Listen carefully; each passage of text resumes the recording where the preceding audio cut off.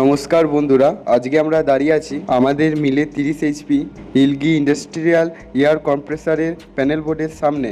বড় বড় ইন্ডাস্ট্রিতে এই কম্প্রেসার মোটরকে সিগন্যাল ফেজিং বা ফেজ সিকোয়েন্সের ভুল থেকে বাঁচতে কীভাবে প্যানেল কানেকশন করা হয় তা আমি আপনাদের আজ প্র্যাকটিক্যালি দেখাবো। প্যানেলের ওপরের ডান দিকে খেয়াল করুন, এখানে প্রথমে রয়েছে এমসিবি, যা মেন শর্ট সার্কিট প্রোটেকশন দেয়, আর তার ঠিক পাশেই রয়েছে এসপিপি অর্থাৎ সিঙ্গেল ফেসিং পারভেন্টার। 3 ফেজের মেন লাইনটি এই এসপিপিতে কানেক্ট করা থাকে। যদি 3টি ফেজের মধ্যে যে কোনো একটি ফেজ কেটে যায় বা ফেজ সিকোয়েন্স উল্টে যায়, তবে এই এসপিপি সাথে সাথে রেড ফল্ট ইন্ডিকেশন দেয় এবং কন্ট্রোল লাইন কেটে দিয়ে পুরো প্যানেল বন্ধ করে দেয়।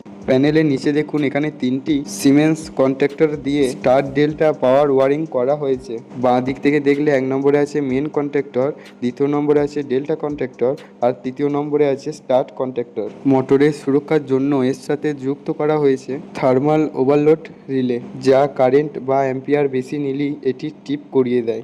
প্যানেলের বাঁ পাশে দেখুন 2টি কন্ট্রোল ট্রান্সফরমার রয়েছে। এইগুলো মিলের হাই ভোল্টেজকে কমিয়ে প্যানেলের কন্ট্রোল সার্কিট, প্রেসার সুইচ এবং সেন্সারের জন্য সুরক্ষিত ভোল্টেজ সাপ্লাই দেয়।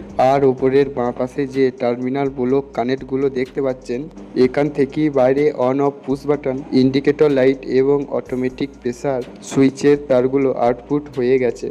তো দেখতেই পেলেন এই পুরো 30 HP ইলগি কম্প্রেসার সিস্টেমটি কিভাবে কাজ করে।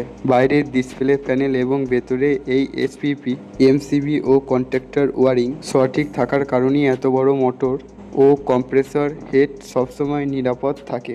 ইন্ডাস্ট্রিতে এই ধরনের কম্প্রেসর প্যানেলের কাজ করার সময় অবশ্যই সঠিক সেফটি টিপস মেনে চলবেন এবং হাই ভোল্টেজ ওয়ারিং টেস্ট করার সময় সাবধানতা অবলম্বন করবেন।